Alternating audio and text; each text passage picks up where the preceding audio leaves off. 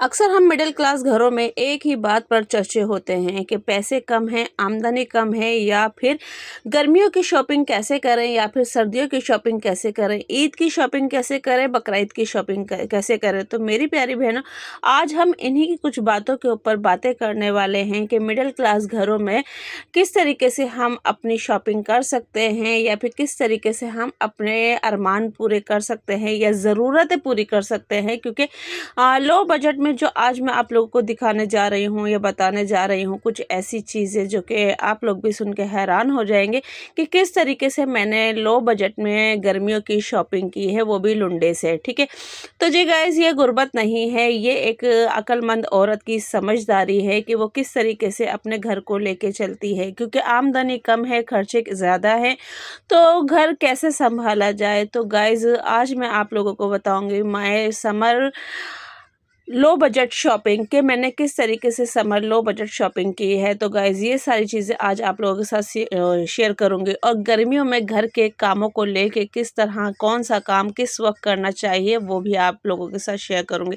तो प्यारी बहनों, जैसे कि आप लोग जानते हैं, ये सुबह सुबह का टाइम है और मैंने अपने काम शुरू कर दिए हैं। तो सारी चीज़ें आज मैं किस तरीके से मैनेज कर रही हूँ। तो सबसे पहले आप लोगों के लिए मेरा सलाम। तो जी गाइस, अस्सलाम वालेकुम my YouTube family, welcome back to my YouTube channel. तो जी, उम्मीद करती हूँ आप सब लोग खैरियत से होंगे। तो जी, अल्लाह के फजल करम से मैं भी खैरियत से हूँ। और गाइस, यहाँ जो आप चप्पल मेरे पैरों में देख रहे हो, इसकी भी बहुत बड़ी हिस्ट्री है जो कि मैं आज आप लोगों को सुनाने जाऊँगी अपनी वीडियो में आगे चल के। तो गाइस, वीडियो को फुल वॉच कीजिएगा, बिल्कुल भी स्किप ना कीजिएगा, क्योंकि वीडियो बहुत ही स्पेशल है। क्योंकि उन लोगों के लिए जो मेरी तरह मिडिल क्लास फैमिली से बिलोंग करते हैं या फिर अपने बजट को लेके बहुत ज़्यादा डिस्टर्ब होते हैं कि सर्दी की शॉपिंग किस तरह की जाए, गर्मी की किस तरह की जाए। अल्लाह अल्लाह करके मैंने अभी ईद की तो बच्चों की तैयारी कर ली थी, पर अब बारी है बकरीद की, तो अल्लाह पाक उसके लिए भी ज़रिया वसीला निकाल देंगे। तो गाइज़, यहाँ मेरे घर का भी काम हो चुका था और यहाँ मेरा किचन भी बिल्कुल क्लीन हो चुका था, क्योंकि मैंने सारे काम वगैरह कर लिए थे। क्योंकि सुबह में लाइट नहीं होती है तो उतनी देर में इतने काम कर लेती हूँ, और अब लाइट आ गई थी तो मैंने कहा चले आप लोगों के साथ अपने किचन का भी फुल व्यू दे देती हूँ मैं। तो गाइज़, यहाँ आप देख सकते हैं कि किचन मेरा माशाल्लाह माशाल्लाह कितना ज़बरदस्त लग रहा है, और दिल खुश हो जाता है जब हम औरतों को अपना किचन इस तरीके से मिले तो हम कितने खुश हो जाते हैं, कितने मतलब दिल बाग बाग होता है कि हाँ, हमारा किचन बिल्कुल साफ़ सुथरा है। तो मेरी प्यारी बहनों, अब बात करते हैं हम लो बजट की कि हमने गर्मियों की लो बजट में शॉपिंग किस तरह की। तो सबसे पहले तो आप लोगों के लिए ये मैसेज है, क्योंकि आजकल सर्दी आ रही है और सॉरी ईद आ रही है और गर्मियाँ भी चल रही हैं। ठीक है, गर्मियों की तो ईद की वजह से सामान जो है ना वो इतने महंगे हो गए, इतने महंगे हो गए हैं कि मैं आप लोगों को बता नहीं सकती हूँ कि महंगाई, यानी कि टमाटर भी अच्छे खासे महंगे हो रहे हैं। तो 120 रुपए किलो टमाटर हैं, और अभी और चल के यानी कि आगे जाके जैसे जैसे बकरीद आएगी तो और महंगे हो जाएंगे।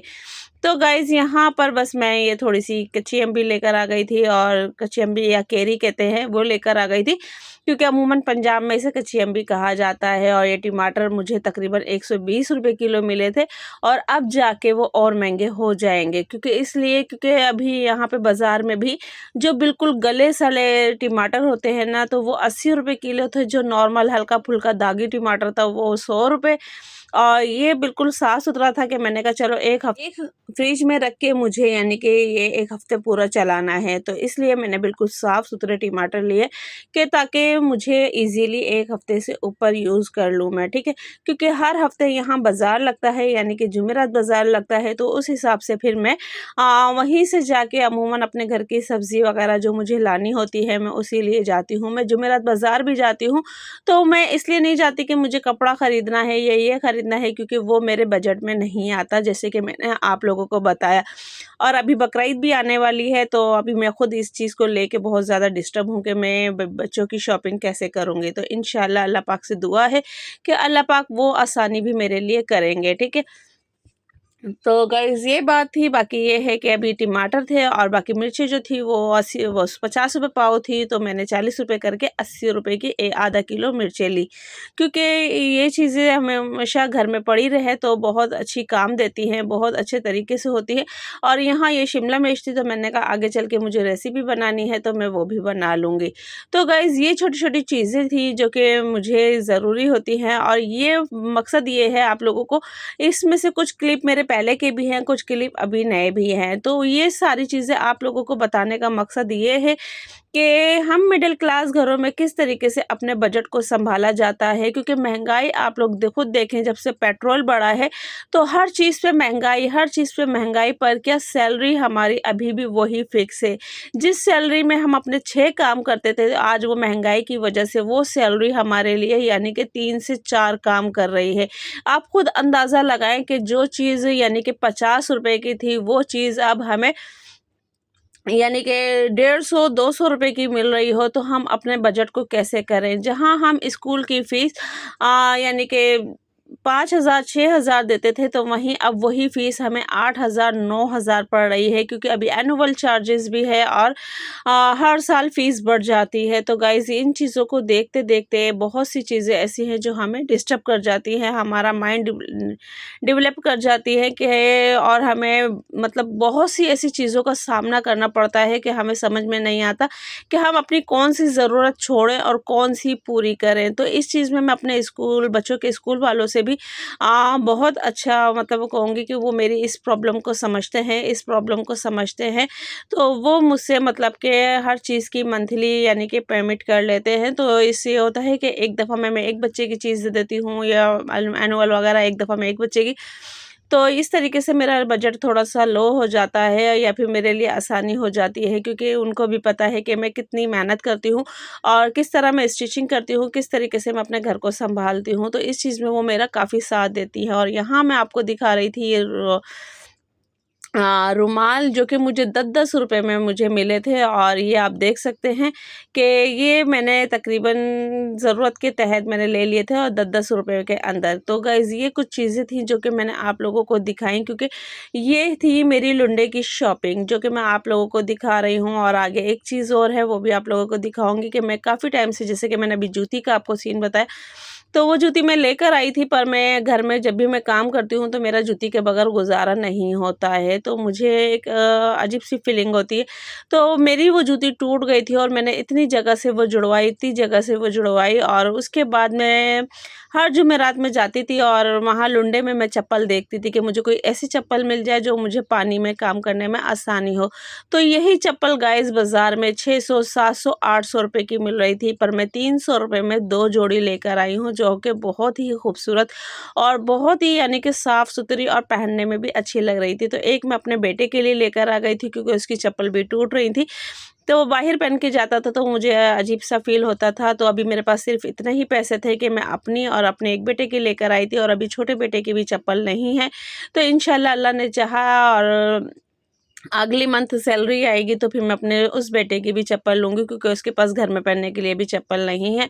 तो बस वो स्कूल के जूते जो होते हैं वो पहन के फिर रहा होता है, तो मुझे थोड़ा-सा अजीब-सा फ़ील होता है।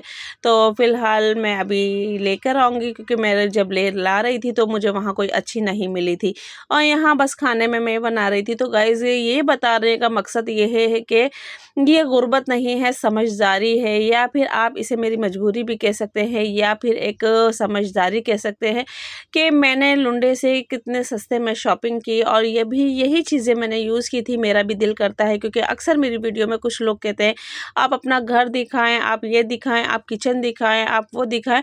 तो मेरी प्यारी बहनों, मेरे घर में सिर्फ़ 4 दीवारें हैं, यहाँ तक कि दीवारों पे पर्दे तक नहीं हैं, जो मैं आप लोगों को दिखाऊँ। सिर्फ़ 4 दीवारें हैं, यहाँ तक कि खिड़कियों पे पर्दे तक नहीं हैं।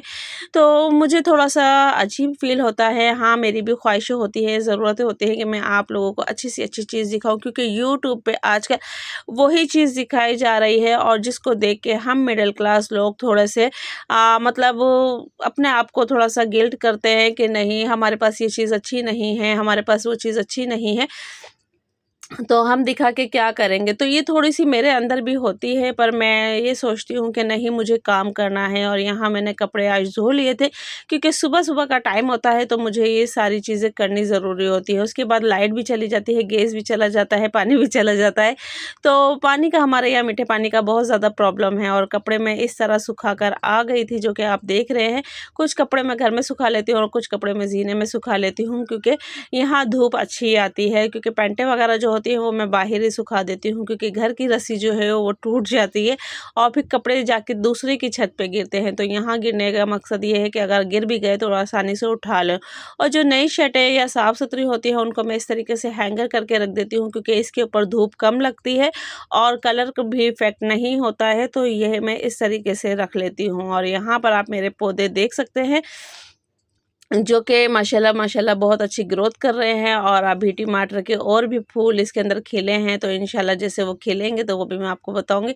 तो आपको दिख रहे हैं कि इसके अंदर जी और भी फूल खिल रहे हैं। तो रात की रानी जो है वो इस टाइम इतनी ज़्यादा खिलती है, और जब अभी आप दिन में आके इसकी खुशबू सूंघेंगे ना, तो फ्रेगनेंस लेंगे, तो आपको बिल्कुल भी पता नहीं चलेगा, ऐसा लगेगा रात की। और रात में आप अक्सर यहाँ से निकले, क्योंकि यहीं मेरा वॉशरूम है, तो जब भी मैं वॉशरूम में आती हूँ, मुझे इतनी अच्छी, जब ये फूल खिलते हैं ना इसके, इतनी अच्छी खुशबू आती है, इतनी अच्छी खुशबू आती है गाइस, मैं सुन के और देख के हैरान हो जाती हूँ। पर कहते हैं कि खुशबू को डायरेक्ट नहीं सूंघना चाहिए, तो मैं इस वजह से फिर थोड़ा सा अवॉइड कर देती हूँ गाइस। ये सारे काम करके अब मेरा खाना बन गया था, घर का काम हो गया था, सारे काम करके मैं अब फारिग हो गई थी और अब मैं खाना खाने बैठी थी। तो आप लोग भी आए मेरे साथ खाना खाएं गाइस। मिलते हैं नेक्स्ट वीडियो में। अल्लाह हाफिज़।